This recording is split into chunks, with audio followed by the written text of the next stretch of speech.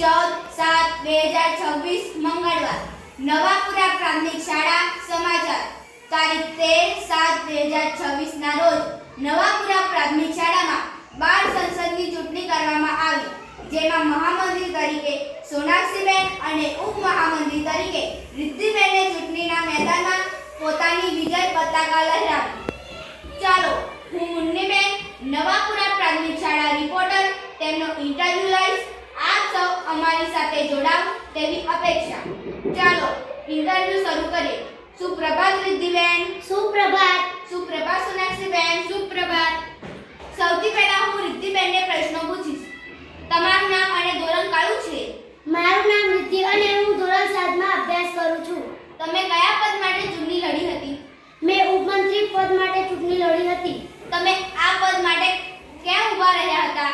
વિદ્યાર્થીઓની સેવા કરવા અને સમસ્યાનો અવાજ બનવા ઈચ્છું છું, તેથી મેં ચૂંટણી લડી હતી. હવે તમે જીતી ગયા છો તો શાળા માટે શું કરશો? હું શિસ્ત, સ્વચ્છતા અને સમસ્યાનો ઉકેલ લાવવા માટે પ્રયત્ન કરીશ. હવે હું સોનાક્ષીબેનને પ્રશ્નો પૂછીશ. વિદ્યાર્થીઓની સમસ્યાઓ કેવી રીતે સંભાળશો અને કેવી રીતે ઉકેલશો? પહેલા હું સૌની વાત ધ્યાનથી સાંભળીશ અને પછી શિક્ષકો અને આચાર્ય સાહેબ સાથે ચર્ચા કરીને તે સમસ્યાનો ઉકેલ લાવવાનો પ્રયત્ન કરીશ. તમારા સારા ગુણો કયા છે? હું સમય પાલન કરું છું, સૌનો આદર કરું છું અને ટીમ સાથે સારી રીતે કામ કરું છું.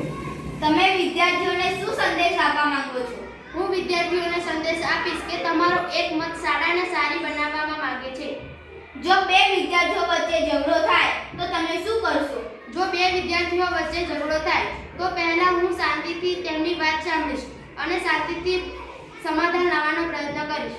શાળામાં કયો બદલાવ લાવવા માંગો છો? હું શાળામાં સ્વચ્છ શાળા અભિયાન ચલાવીશ. સ્વચ્છ શાળા માટે તમારી યોજના શું છે? હું સ્વચ્છ શાળા માટે મારી યોજના છે કે સ્વચ્છ વર્ગ સ્વચ્છ શાળા અભિયાન ચલાવીશ અને સૌને સહભાગી બનાવીશ. હું સોનાક્ષી અને રિદ્ધિ બાય ધ વે અમે અમારું કર્તવ્ય સારી રીતે નિભાવીશું. આભાર. સોનાક્ષીબેન અને રિદ્ધિબેન, તમને ખૂબ ખૂબ શુભેચ્છાઓ તેમજ ખૂબ ખૂબ અભિનંદન. આભાર રિદ્ધિબેન. આભાર સોનાક્ષીબેન.